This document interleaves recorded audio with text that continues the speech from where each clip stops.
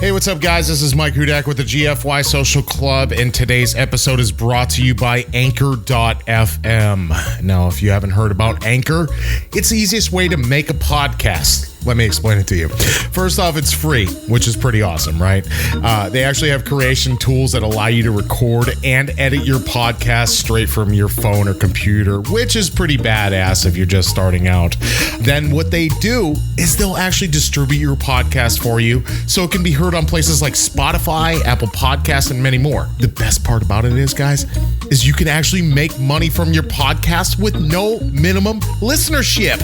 Isn't that awesome? I love that. We loved that when we were first starting out. It was pretty sweet. It really is everything that you need to make a podcast all in one place. So here's what I want you guys to do. Go ahead and download the free Anchor app or go to Anchor.fm to get started. You need to do that today. I guarantee you guys are going to love it. We trust it here at the GFY Social Club. It's Anchor.fm, ANCHOR.FM to get started. Download the free Anchor app. Get your podcast going. And I got to tell you, if anybody tells you that Anchor.fm is not the place to go to get your podcast started, well, like we say here in the clubhouse, tell them to go themselves. That's right, Anchor.fm.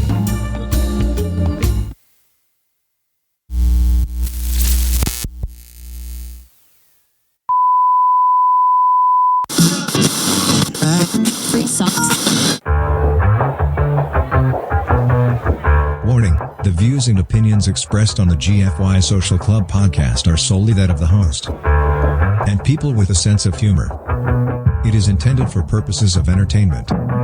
Although we do not aim to offend, if you do find yourself offended at any portion of content during this show, the GFY Social Club would like to sincerely tell you to go yourself. Oh, yeah. Back in the GFY Social Club, episode number 7.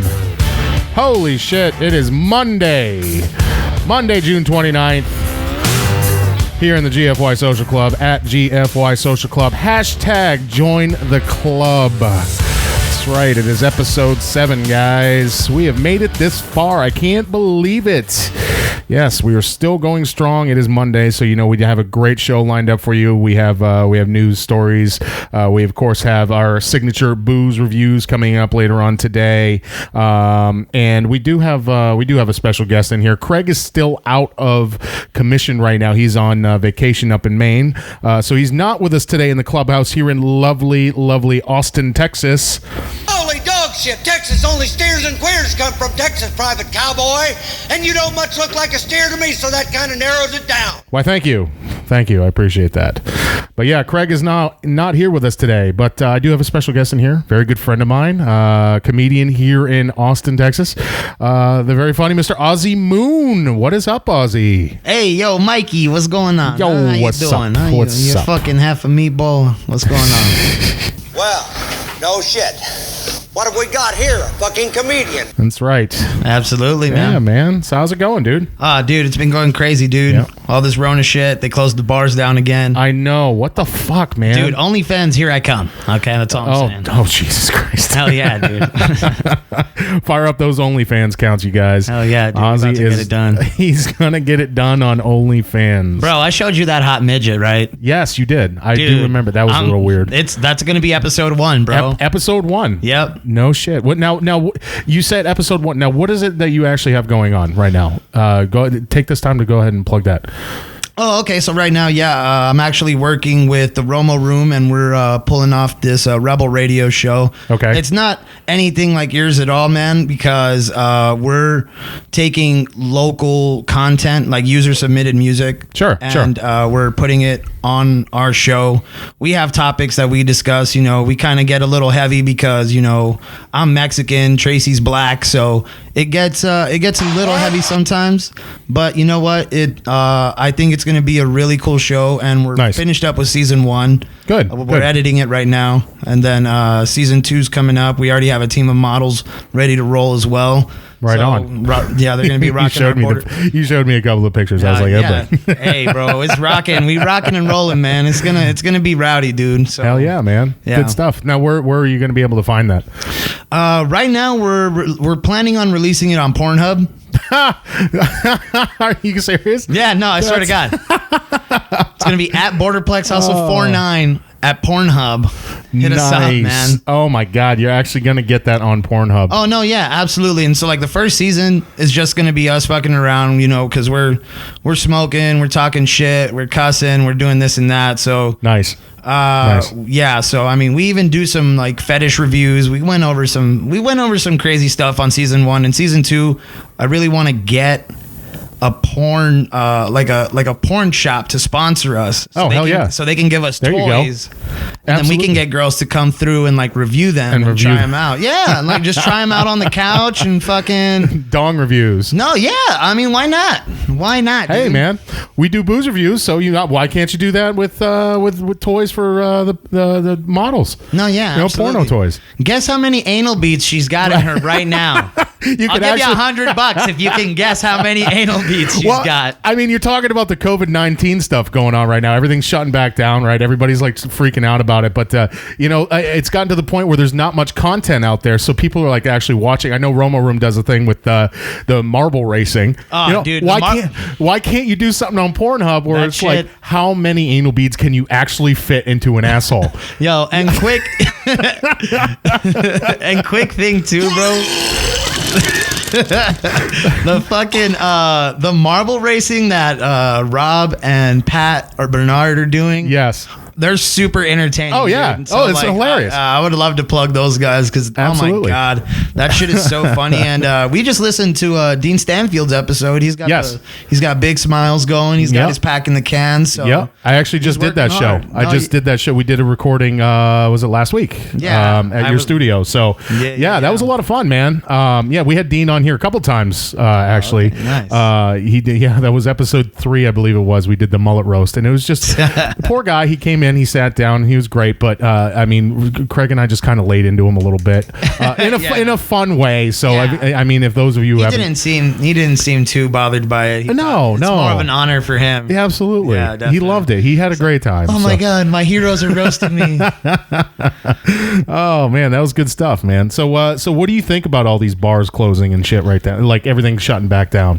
Dude, it sucks, and we knew it was gonna happen. Like everybody was like, when this opened up, everyone's like, oh well, it's just gonna close down again and blah blah blah. Like we knew it. We knew this was gonna happen, and like if anybody's acting surprised, then you're not paying attention. No, like, absolutely. I'm sorry, but you're not. Like that's just. I'm really nervous to see what that's gonna do because I mean obviously we're comedians, so I'm nervous to see what it's gonna do with like stand-up comedy. Well, yeah, because I actually had a fucking open mic lined up, ready to roll. That's right. I mean, like I don't want to talk about where it was because we don't know what's gonna happen yet. Right. So I mean, but you know, it was gonna be a good momentum shift, like Absolutely. in the entire scene, I think. And so, I mean, it sucks, but you know what, man? You just got to roll with the punches. I mean, I even want to fucking start an open mic at the crib and just be like, yo, fucking 5 or 6 of y'all roll through.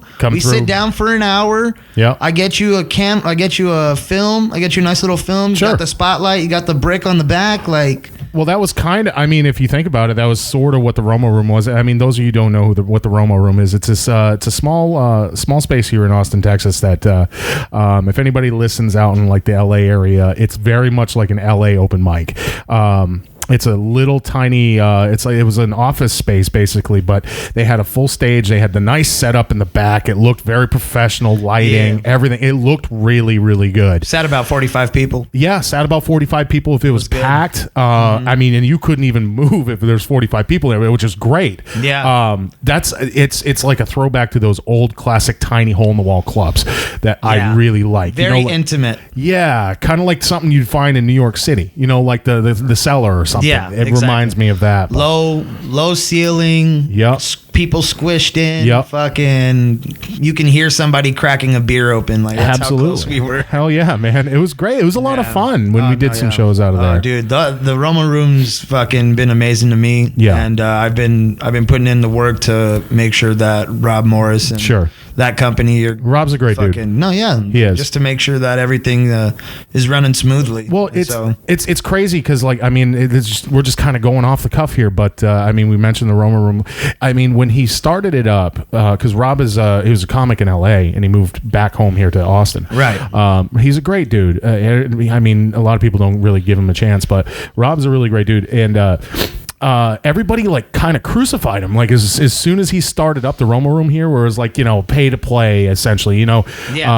And those of you who do listen out in LA, LA comics, you guys know what that's about. It's $1 a minute typically for an open mic like that. But what you do is you go in, you get your open mic, you get your set in, and then you're on to the next one in like 45 minutes. It's nice, it's quick, it's efficient. Boom, boom, boom. And everybody like here, they just annihilated him for it. Oh yeah. You know, the poor guy. And I'm like, and I understood it though, because like I've been out to LA, I've seen all that shit, and I've paid for it. Like, I get it, you know, like it's a fucking hustle. You pay the $5, you go in, do 7 to 10 minutes. You sit down for everyone else's set and you're out in an hour. Instead of sitting down for fucking, you know, a 35 list thingy, and then it's like, oh, well, you know, if you're going to do the Velveeta Room open mic, you can go first here. And then and if you're not, then you can go here. And it's like, come on, dude. It's like, a pain in the ass. And then God forbid I get there early and fucking sign up like 6th or 7th. And then like reorder. Random reorders. Motherfuckers, bro. Oh my God, dude. Don't get me started.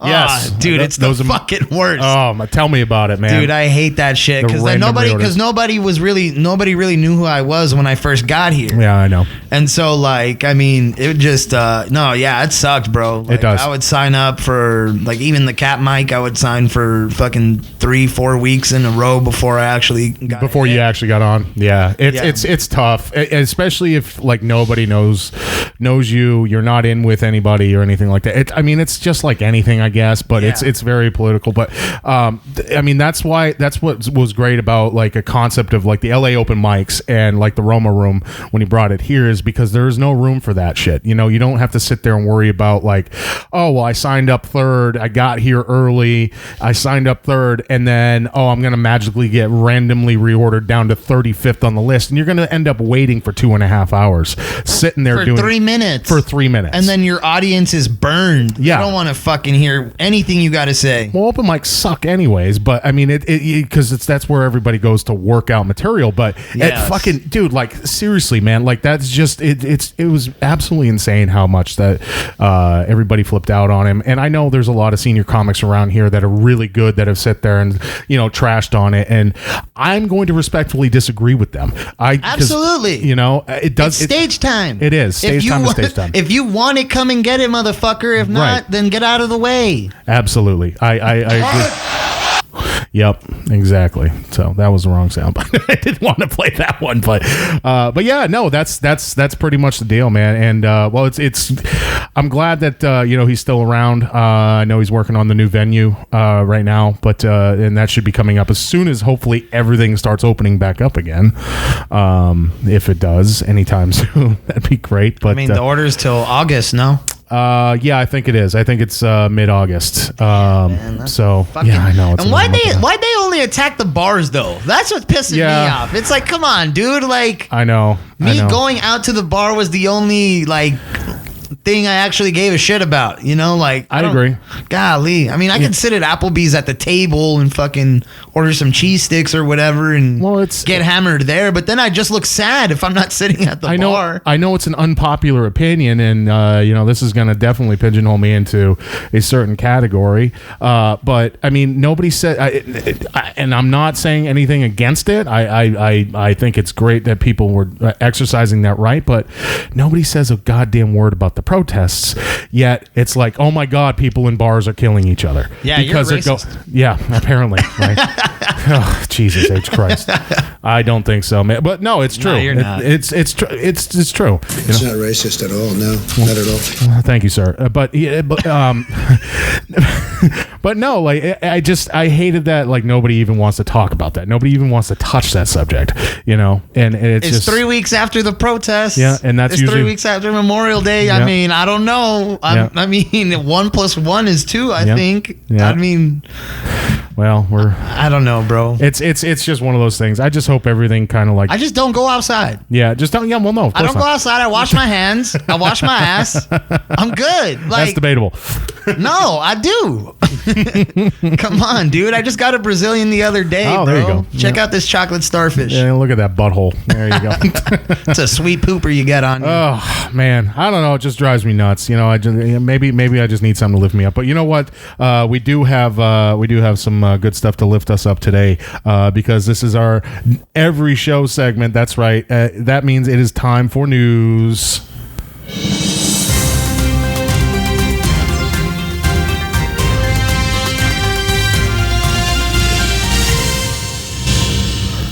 All right, our first story of the day. Ozzy, you have this one. I know that you were itching to get on this story. I just heard about this yesterday too. This is insane. Okay, so I mean, about Elmer Fudd and Yosemite Sam not having guns. Of course. Virtue signaling takes yet another step forward to hypocrisy. Yep. Yes, it does. Dude, Mike Henry will no longer be playing Cleveland on Family Guy. No. Apparently, he went ahead and threw down a tweet saying, "It's been an honor to play Cleveland on Family Guy for 20 years. I love this character, but persons of color should play characters of color. Therefore, I will be stepping down from the role." No. Yeah, you know what? It's fucking ridiculous to me, Mike. I don't like it. It's dumb. Either. And you know what? I'm not a fan. You know what? Here's my thing. Is like, if we're going to take it this far, then let's go ahead and say, hey, I want real octopus noises on my hentai tentacle porn, okay? Like, this is the fucking stupidest shit I've ever heard, dude. Like, what the hell? And then you got two more of these two beautiful young ladies, Kristen Bell and Jenny Slate, announcing they're giving up their biracial character roles that in Central Park and Big Mouth, so other biracial people can play. I don't. What an idiot! Oh, what a loser! Man, dude, it just doesn't make any sense to me. Like, why are we applying all this energy into this when the real thing is just legislation for cops and stuff? Like, that's what we want. Yeah. I don't want Black Lives Matter like in giant bold letters down the street. Yep. I want some real legislation that's gonna prevent and make these police officers accountable for what they're doing. Well, it's funny because so Mike Henry's not going to be the voice of Cleveland anymore. So I heard one of the top candidates right now to replace him is Ice Cube, actually. Well, guess what, motherfuckers? No shit, I'm black, and I work my ass off to be the captain. So suck a dick. It'd be great. It'd be great. Can you imagine Ice Cube going back and forth with Peter Griffin? Oh my god, dude, that's gonna be fucking insane. Or do you think they'll just get a black guy that does a good Mike Henry voice? Maybe. I mean, what is? I understand, I guess, to an extent. Like, okay, so you want to have black characters portrayed by black people in the voiceovers and stuff like that, but I mean, personally, white privilege moment here. Let me check my privilege. But no, I just don't think it doesn't matter. Why does it matter that much to people? Look, and this is what white people do when they don't know what to do. Right. Okay? Right. Like, how can I prove I'm not racist? Yes. Oh, let me give up my job. Yes. Exactly. No. Well, sorry, Mike Henry. You've given up your job. You were great on the time being, and hopefully, if it is Ice Cube that replaces you, hopefully he does just as well. So, Ozzy, I like this one. This is another news story. This is from UPI. A 20-year-old golden retriever, a 20-year-old Tennessee dog, is believed to be the oldest ever golden retriever. How old do they usually live? Typically, well, it says here they normally live 12 to 14 years. But Jesus Christ! Well, you know how the dog years thing, like the dog age. Well, yeah, that's even worse. Yes, that makes him technically 140 years old old in dog year, like 7 years or whatever. You know, Yeah. if he's 20, his 20th birthday, that makes him 140 years old. That's fucking insane. I also heard, though, that makes him the new lead favorite to be the Democrat nominee in the 2020 election coming up. Oh, We hold these truths to be self-evident. All men and women created by you know the thing. you know the thing. You know the thing. Come on, man.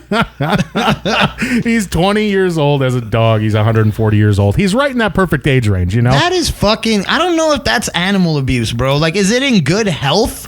Supposedly, it says here it was a rescue dog. It was adopted by Oakland residents Jennifer and Steve Hederscheit at the age of 14. So they adopted him at 14. Did you say Oakland? Yes. That's Oakland. what it is. They were just giving it tap water. It mutated, and that's what made it fucking old, bro. Oh, man. Oh, Some people would find that offensive. yes. Well, I guess it's the first golden retriever ever known to have reached a third decade of life. That's insane. That's fucking nuts. So 20 years old. So to that, what's the name? Augie. Augie is the dog's name. Oh Augie. my god, that Augie. is horrible. He even has an old man's name. Put that thing down. Jesus Christ. That's so fucked up. Yeah, I agree. I don't know. That's like having a 140-year-old person. It is. That's, Like, could you imagine your great grandma being alive right now and she's just a fucking brittle old thing? I wonder- she can walk around and like be responsive, so it's cool, but like Yeah. she doesn't see colors. No, of course not. No, totally colorblind. But do you think if since the dog's like 140 years old, is it wearing a mask?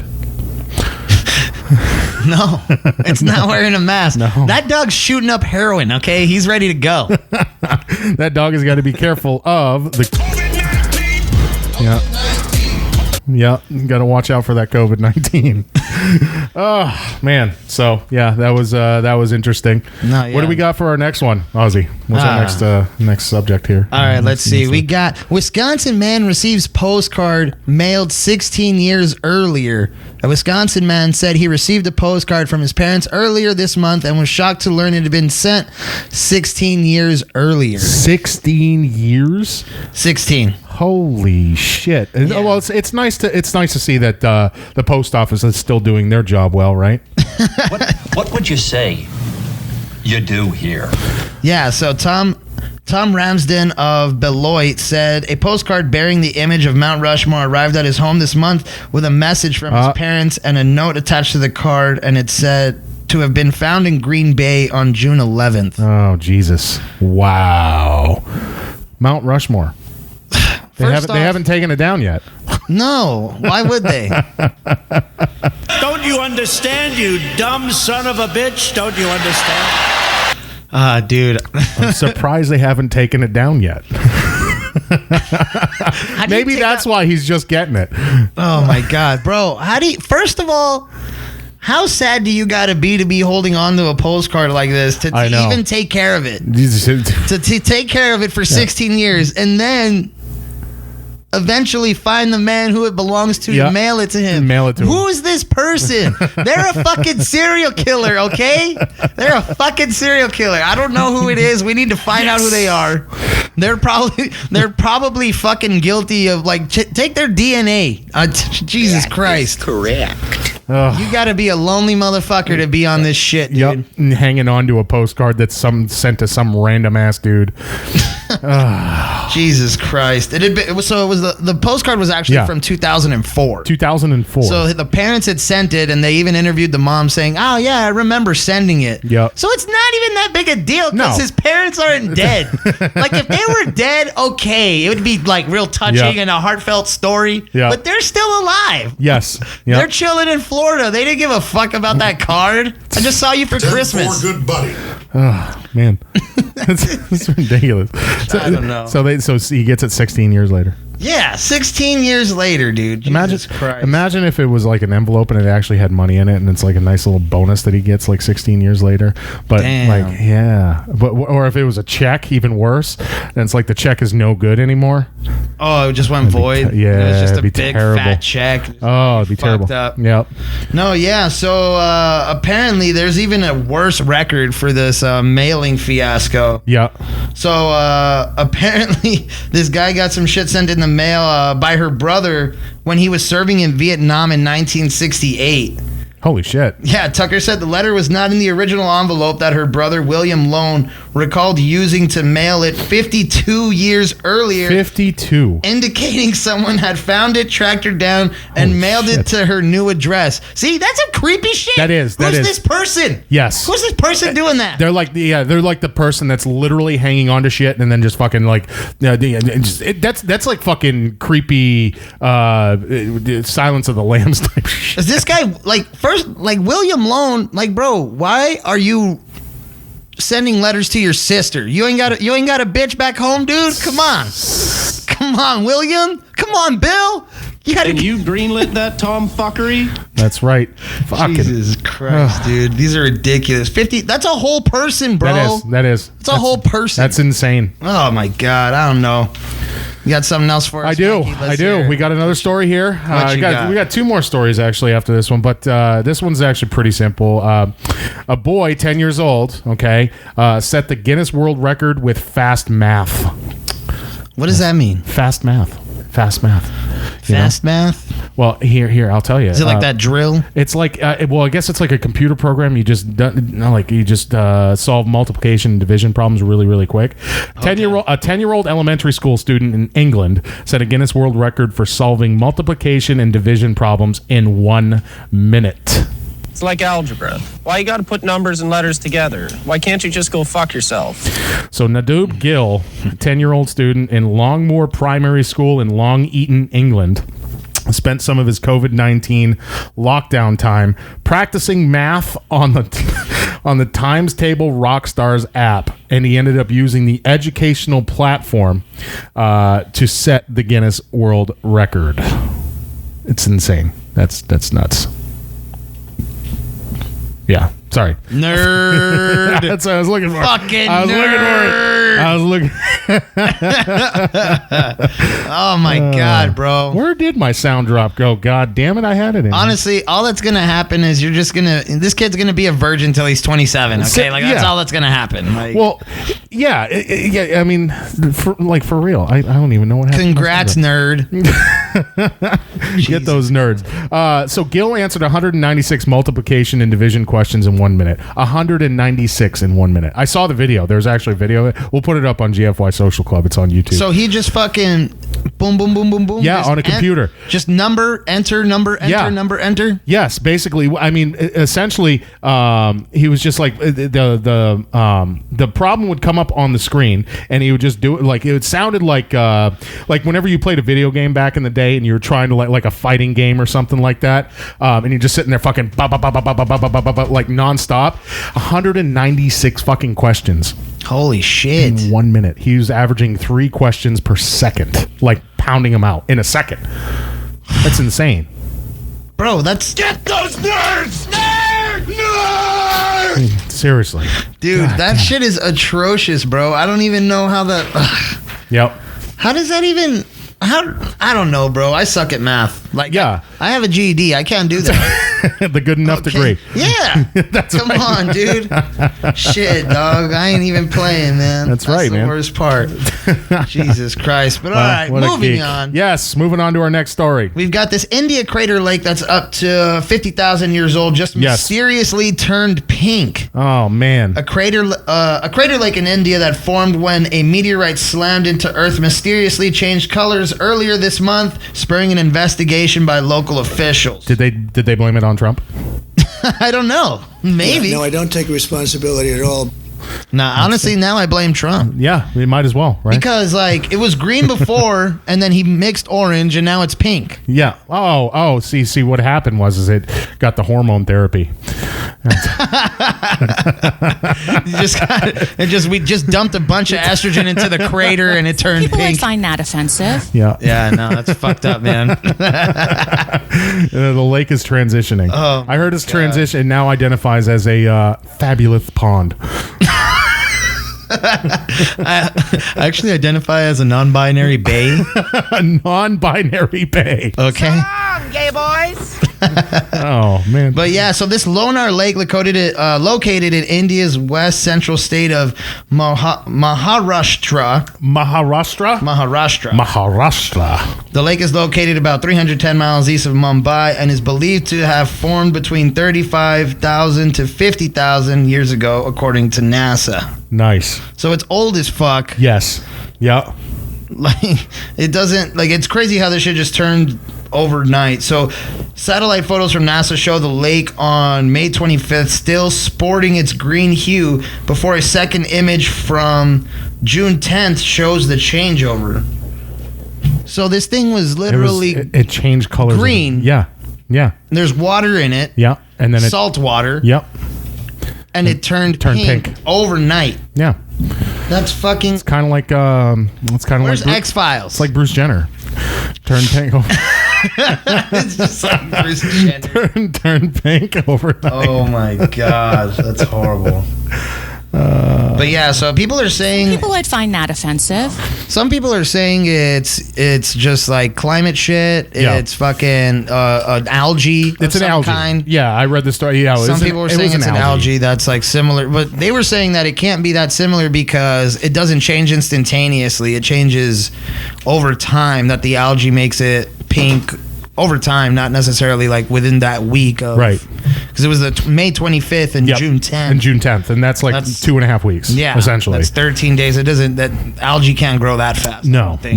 May 25th. Man, everything happened on May 25th. That was Memorial Day weekend. That was when protests started. Lakes are turning pink and all kinds of shit. People are saying it's reduction of pollution. So yeah, I mean. I don't know. You think it's all wrong. Yeah. You think we're that poisonous? No. You think we're that poisonous? No, I hate when motherfuckers are like, "We are the virus." I'm like, "Okay, bro, kill yourself then. Help us out. Right. Help us out, dude. Help the world out. Kill yourself since you're the virus, motherfucker." Yeah. Yeah. Pull a Chris Benoit and then tell me we're the virus. Yes. Yep, it's insane. Sorry, I don't like wrestling. That's okay. It's everybody has their own personal opinions about it. I had to deal with it for 16 years, so it is what it is. But our next story. This is our final story of the day. Final ridiculous news story of the day. Ozzy, beaches just reopened this month, and high poop levels have already led to a swim advisory. That's crazy because we were just talking about wrestling. I know, right? Speaking of shit. So South Florida beaches. Oh, here we go. Yeah, it's Florida. Of course it's Florida. Yeah, of course it's Florida. You didn't even have to say it was Florida. I knew it was Florida. Florida man, he lives in his van, he's Florida man. Yep, Florida. So South Florida beaches just reopened this month after being closed since March for the coronavirus pandemic, and already people are being warned to stay out of the water at one Miami-Dade beach. I guess on Wednesday, the Florida Department of Health of Miami-Dade issued a no swimming advisory for the 93rd Street beach in Surfside because water samples showed high poop levels. Yeah, bro. You know what's funny? That's some enterococci right there. Seriously. Well, I guess they reached out for comment, and the only people that actually cared to comment was San Francisco, and they gave them a resounding fucking cheer. They're like, yeah, San Francisco, because they shit on the streets in San Francisco. Yeah, no, dude. The shitting in the streets problem's horrible, bro. Like, that's crazy shit. Yep. But how much shit has to be in the ocean water for the ocean for the shore to not be good for like humans to chill in? I mean, because honestly, the ocean's already the world's fucking toilet anyway. Oh yeah, of course. Like, I mean, there's so much bacteria and algae, all kinds of nasty shit. There's all sorts of rowdy stuff in there. Like, absolutely. I don't understand the fascination with going out into space because we don't know what's underwater. Yeah. Like, there's some wild shit underwater that like we just don't know exists. Yep. Like, we need to explore that. I agree. It's some rowdy shit, bro. Like, it could be like giant squid just ready to take over. Yeah. Like, they're just waiting their turn. They're getting stronger because of the fecal water. They're just waiting, bro. Hey, dog, you get it. You gain a lot of animosity when you've been eating shit for 500 years. Okay, like I was actually surprised when I read this story that it says the health department says the recreational water quality didn't meet the standard for enterococci or fecal matter inhabits the intestinal tract of humans and animals. So essentially, people are just swimming around in shit water all day.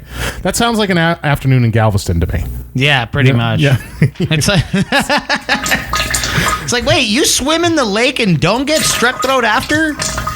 That's crazy. Oh, disgusting, man. Bro. I wouldn't expect anything less for South Florida. I lived down there for about 10 years, and thank God I got out because that place was a shithole. Oh, man. So, yeah, Peninsulas usually are shitholes, though. It's just my least. It's like my least favorite landform. Okay, yes. Like it just is. Like, I mean, Florida, Alaska, Italy. I mean, that's just Europe's Florida. Okay. Yeah, pretty much. It's fucking pretty much. Oh, our city's drowning, but it's so beautiful. No, it's not. I gotta move up a floor every 10 years. You piece of shit. Well, that's our news for the day, Ozzy. That's our news stories. So hell yeah. Hell yeah, man.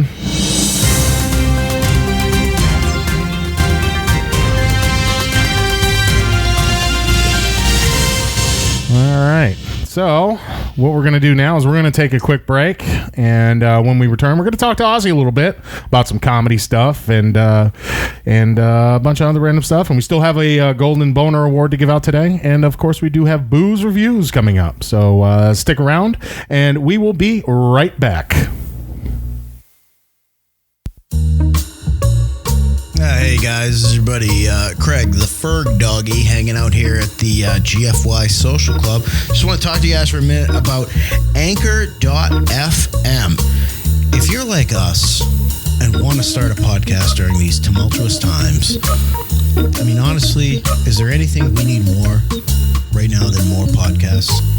I think that's what's going to heal us as a country right now in these trying times. More podcasts. So you go on Anchor FM, and it's a one-stop shop, guys, for all your podcasting needs. They have creation tools. It's all right there. It's all right there. The best part about it is they pay you. All right? And if most of you are like me, you're lazy pieces of shit who are on unemployment right now. Okay? We don't want to go back to work. And that extra $600 from the government is gonna run out at some point. And you can get some extra money in your pocket just from using Anchor.fm. So here's what you do. You just go download the free Anchor app, or you go to Anchor.fm, and then you just get drunk and rant into a microphone like me and Mike do twice a week at the GFY Social Club. Hashtag join the club.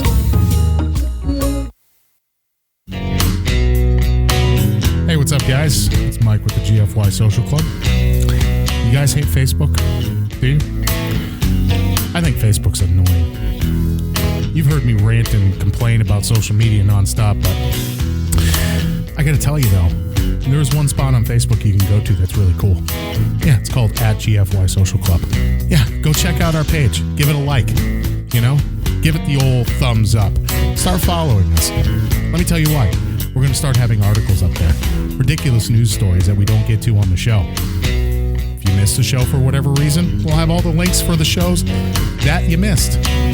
It's up there every time. And also, you can't forget ridiculous pictures that we're going to find and we're going to put up there that we're going to make fun of. So, you know what? If you want a little distraction from all the garbage that's on Facebook on a regular basis, well, then go ahead and give it a like, give it a follow @GFY Social Club on the Facebook page, and spread the word. Spread the word to your friends. Spread the word to your family. Spread the word to your significant other. Let them know how awesome the GFY Social Club is, and tell them to hashtag join the club @GFY Social Club on social media. That's on Facebook, of course. And yeah, join the club. It's Facebook. Sucks. It's Facebook. Nah, nah, nah, nah. They wreck my page with their constant changes, and I hate them, but I can't stay away. And we're back. Yo. We are back with the GFY Social Club. That's right. We're going to continue this show.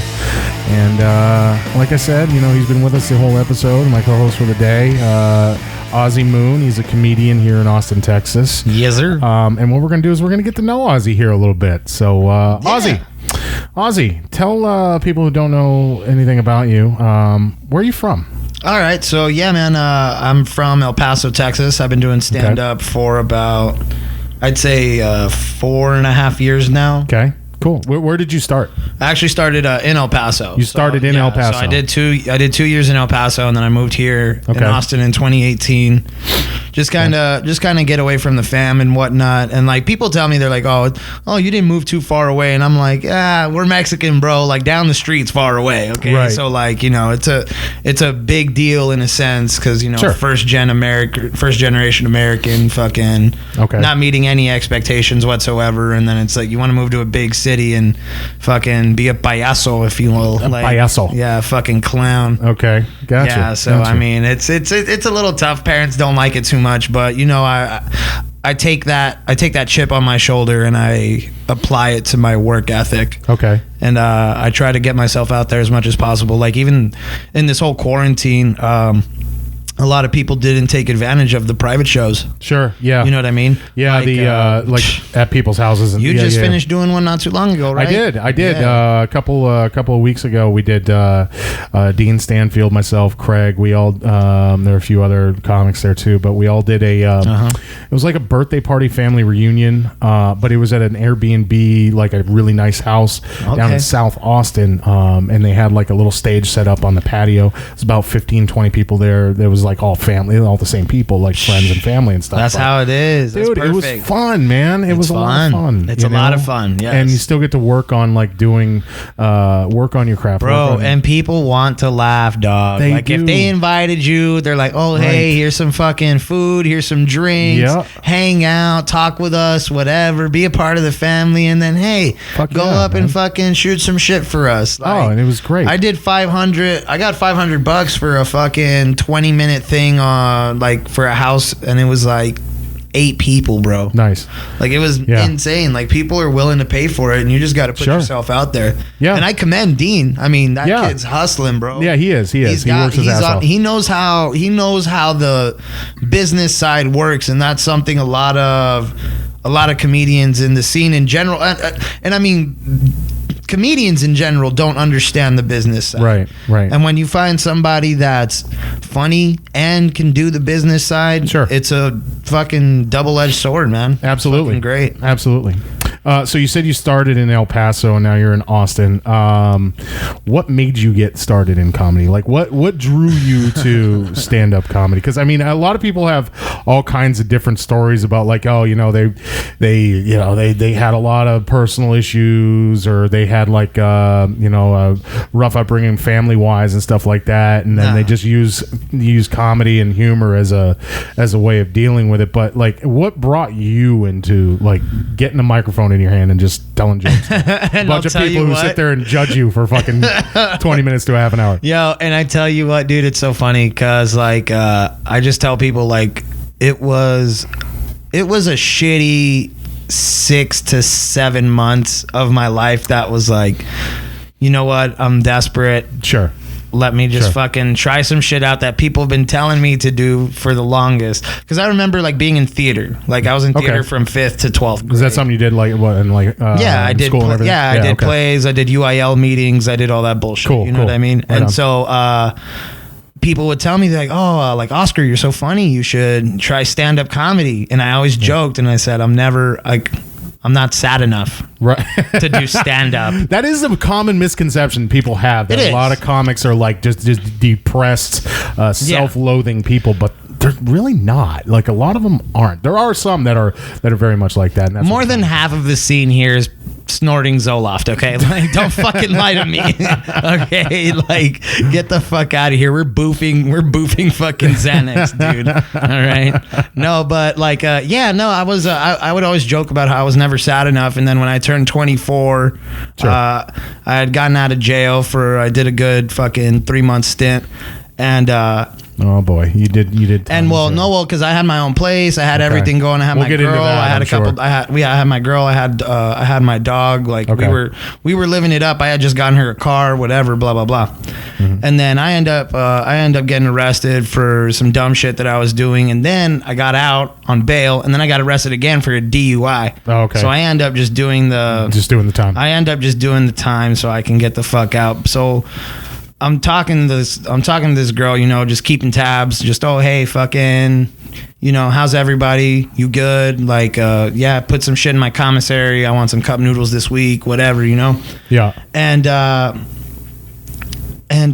So when I got out, I find out she hasn't been paying rent at the place. Oh, shit. Like, my mom and my dad were sending her my money that I gave them access to my account to. Okay. And so we were sending her money to fucking pay, and she wasn't paying it. So she wasn't paying it. She crashed the car I bought her. She lost the dog, and she had been cheating on me.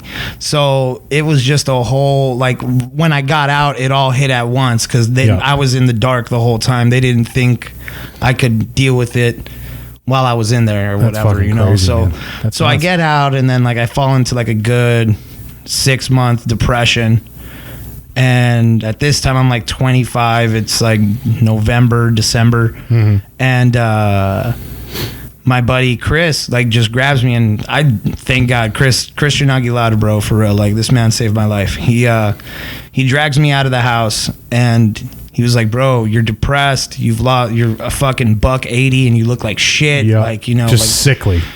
Sick 180. Like, I was not, like, bro, I wasn't eating. I was sleeping 14 hours a day for months at a time, dude. It was horrible. That is hardcore depression. Yeah. And then he took me to a joint called Jack's Beach House in El Paso. And that's where I met Adam Dominguez, Eddie Palomo, Rogelio Avila, and Iggy Samaniego, Jerry Carnes, and all these guys that were doing stand-up, an open mic night just at Jack's Beach House. Nice.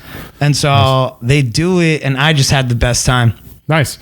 I just had the best time, and like I fucking reflected on that moment when I would always say I wasn't sad enough to do stand-up comedy. Mm-hmm. Like, I'm sad enough now. Now I'm sad. I'm sad enough. Now I feel like I fit in. Yeah. And then I just started doing it, and then when I came down to Austin, I chilled for about 6 or 7 months, and then I got my grindstone shit going. Okay. So that's what was those 6-7 months, was getting to know people, getting my material on point, and just finding newer stuff. And honestly, it was a big adaptation for me too, because in El Paso, you get away with a lot of like, just local shit, like, I was out with my bitch on Dyer Street. Like, because we all know Dyer Street. Just localized comedy references. Exactly. And stuff like that. Yeah. So like you find yourself trapped in a lot of that shit. And when I moved here, I was like, damn, bro, fucking a good quarter of my shit is local shit that nobody's going to get here. Yeah, exactly. And so, it was, so it's been a wild ride. And like, now I wouldn't say like I'm like super sad or depressed or anything. I never really did like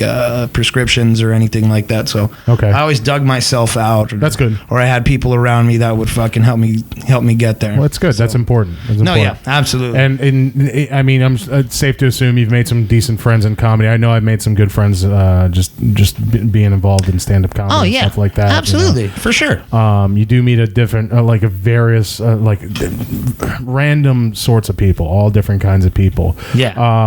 Now, since you've been doing comedy for 4.5, almost 5 years, you've done a little bit of traveling around. I know that you told me that. What are some of your favorite places to go to do comedy? Oh man, fucking! I shit you not. Like, one of my favorite places, and still to this day, and it was.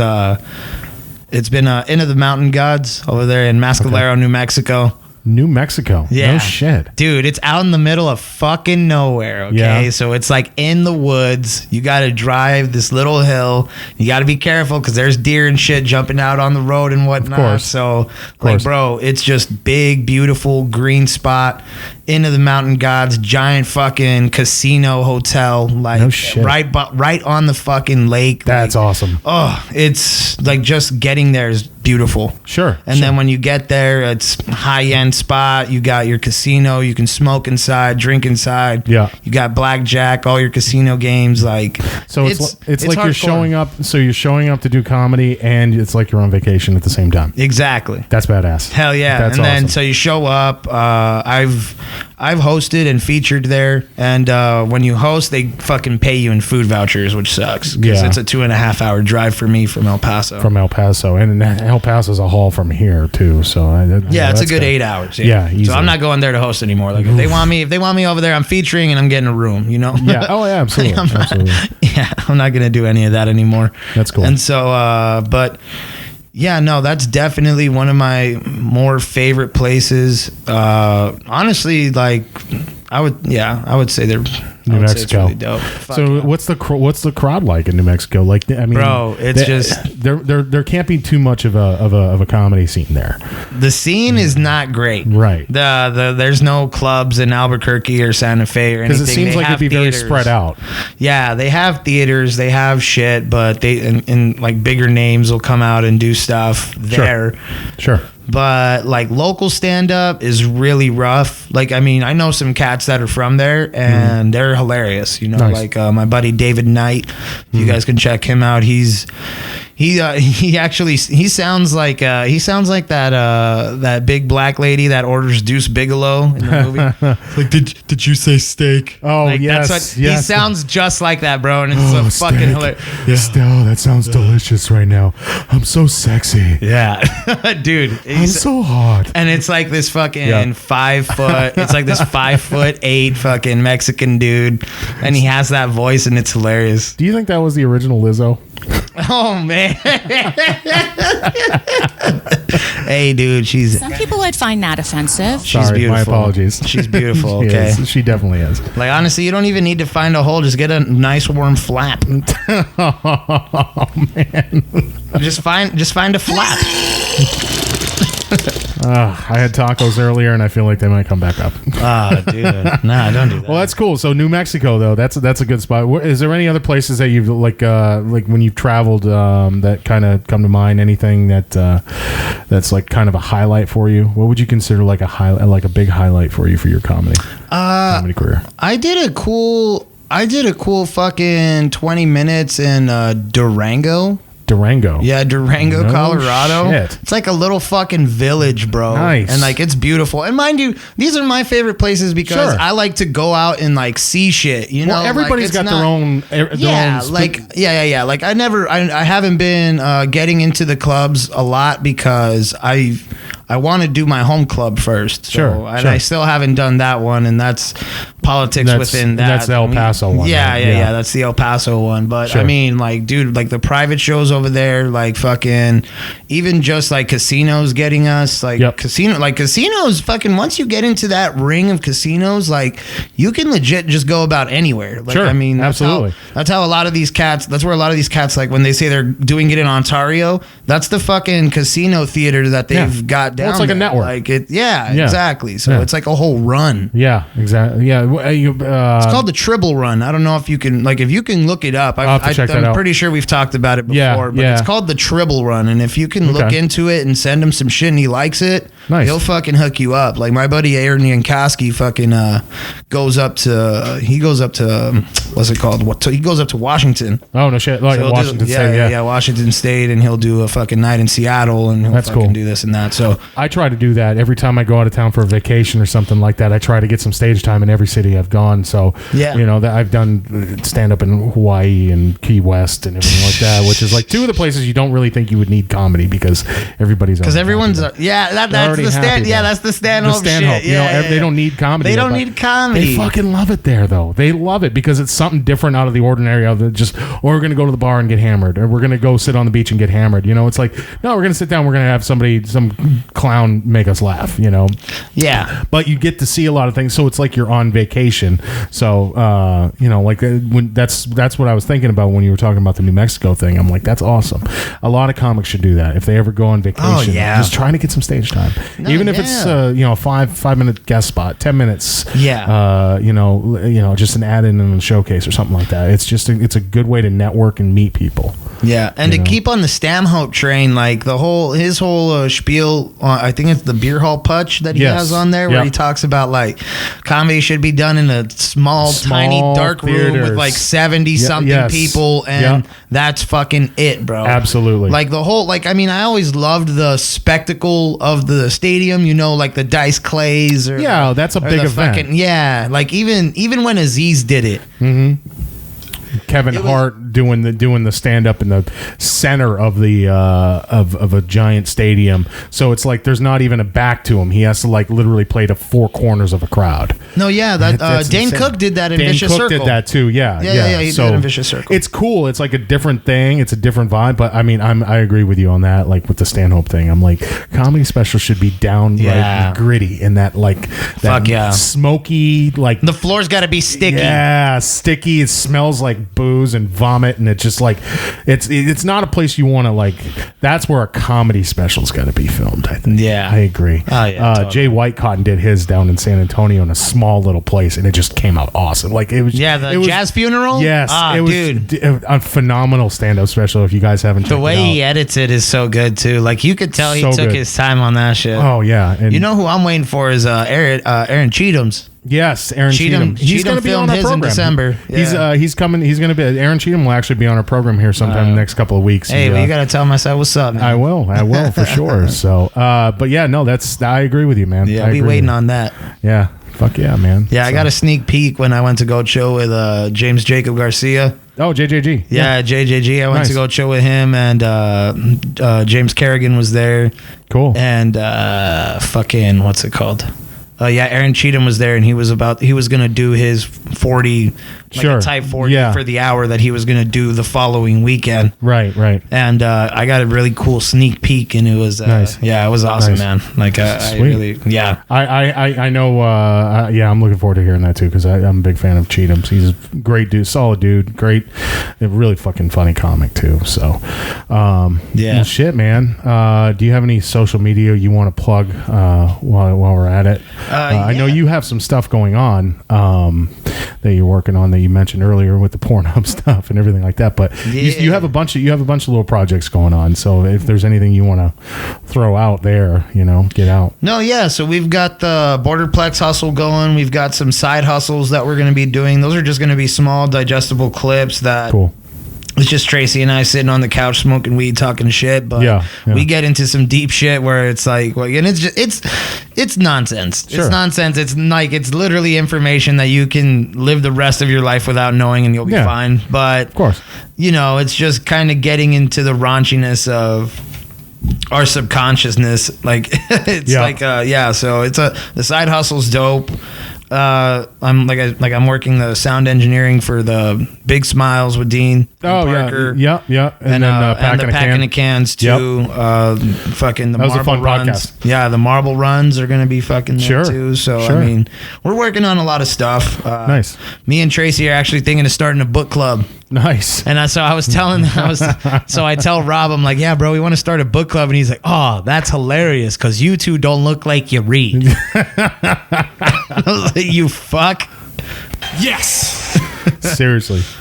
Dude. Well, that's cool, man. Yeah, so go ahead and follow me on Instagram at OZZYMOON.comedy. And that's MOON. Yeah. OZZY. Yeah. Okay. OZZYMOON.comedy. .comedy. And go ahead and follow our Borderplex page. It's going to be at Borderplex. Okay, just Borderplex. Yeah, Borderplex Hustle. Okay, and that's with 2 S's, right? No. No? No, Tracy spelled it wrong because he's an fucking idiot. Like, golly. Like, it's H-U-S. Don't you understand, you dumb son of a bitch? Dude, don't you understand? And it's so appropriate. Like, but like, hustle is spelled H-U-S-T-L-E. Yeah, just a regular. It's because he thought hustle like Nipsey Hussle, because that's how he spells that. That's how he spells it like that. But I'm like, that's not wrong. how you spell. That's wrong. Like, Jesus Christ, man. Like, sometimes I gotta hold that man's hand, and it's like, all right, come on, Tweefy, come on, Tweefy, you got this. Ay. Well, it's at Borderplex Hustle, Hustle. Yeah, and it's at OZZYMOON.comedy. And that's Instagram. Yeah, those are the Instagram pages. So Cool. Go ahead and follow us on that. We're going to be dropping the side hustle clips, promos for the Borderplex. We've got all 10. No. It's 8 episodes. They're done. Mm-hmm. We just need to get editors. Get it edited We just up. need to get it edited up, cut up, and then we'll have them out as soon. Honestly, I want to shoot for, at least fucking after this Independence Day weekend. That'd Sure. be nice. Hell yeah, man. Yeah, because this Sounds footage good. is a good 2 months old now, Good. or a month and a Good. half old, so we got to get it out. Well, yeah, get that edited up, get it put out there. So at OZZYMOON.comedy and at Borderplex Hustle. Yeah, give him a follow, guys. Check it out. Check out what he's got going on. So thanks, Ozzy. Appreciate the insight there. And I always like to ask, comedians that come in, like, questions and stuff like that. So I really appreciate you, giving us the interview and stuff. So it was really good stuff, man. Good stuff. Yeah, I know. It's great. I think that leads into our signature segment for Mondays. That's right. It is the beginning of a new week. Nobody likes Mondays. So what do we like to do? We like to do a little bit of drinking. Oh, yeah. Don't we? That's right. So it is Sunday, and that means it is time for Booze Reviews. We're getting fucked up. We all got wasted.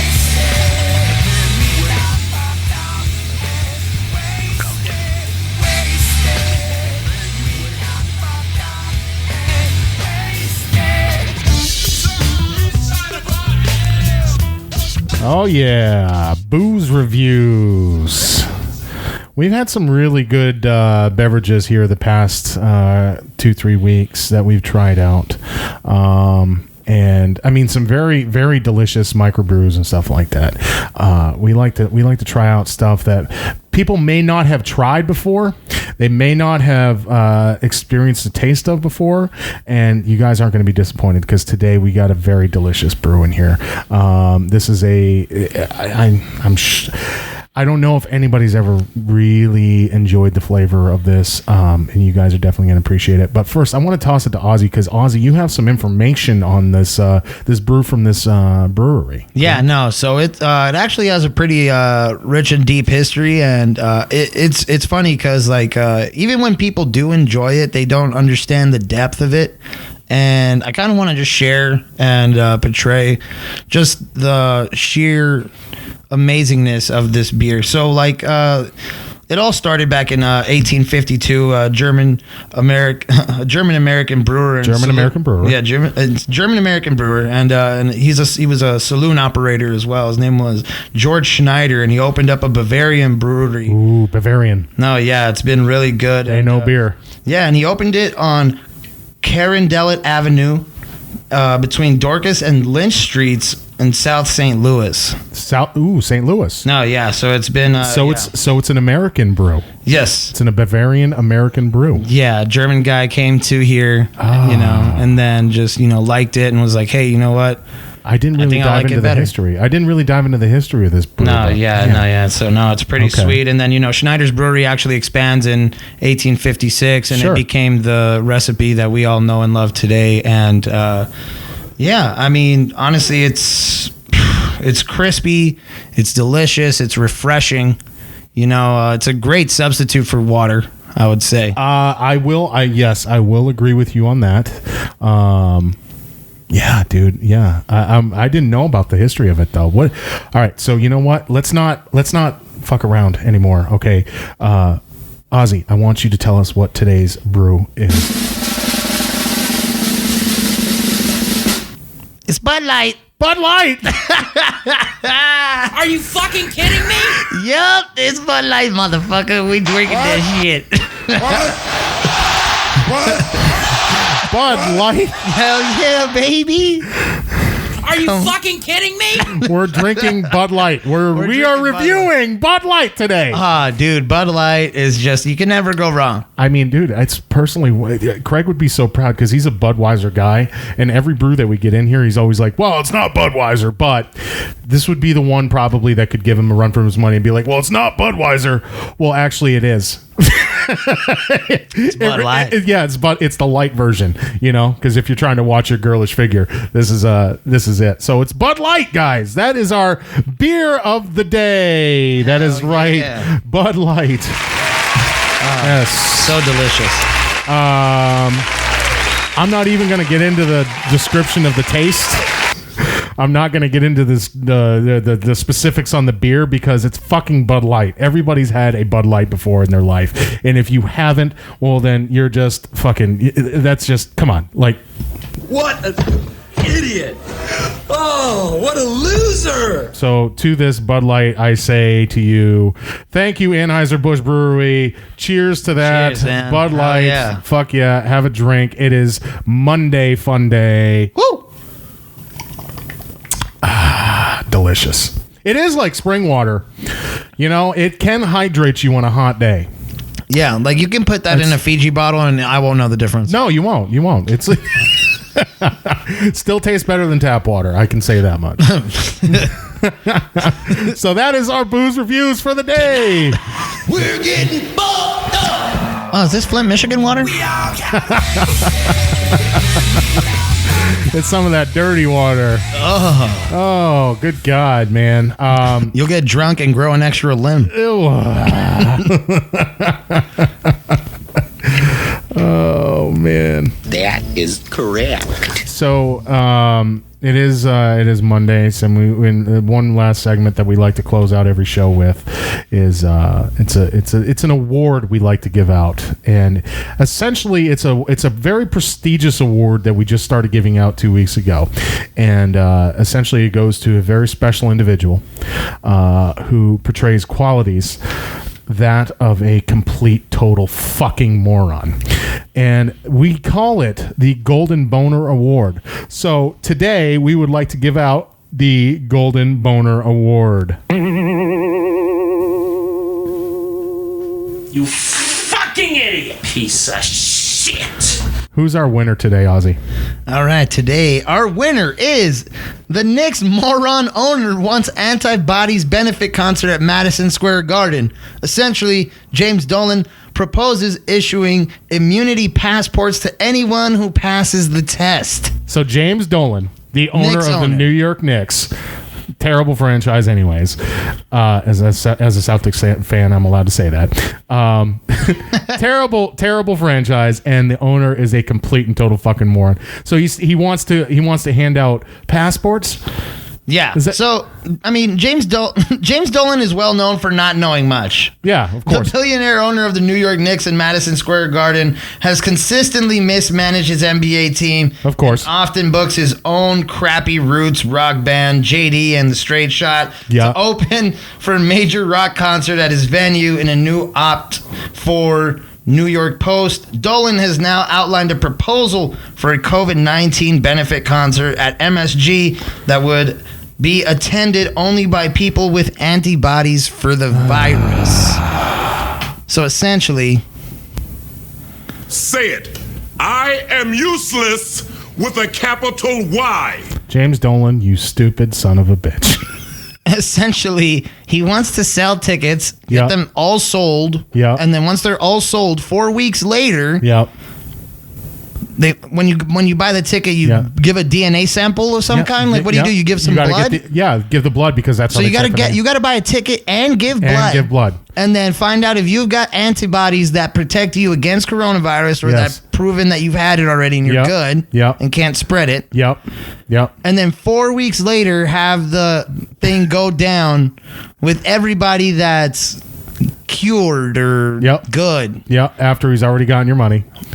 And they've got a DNA sample to go with it. Bro, the scalping's going to be really hard.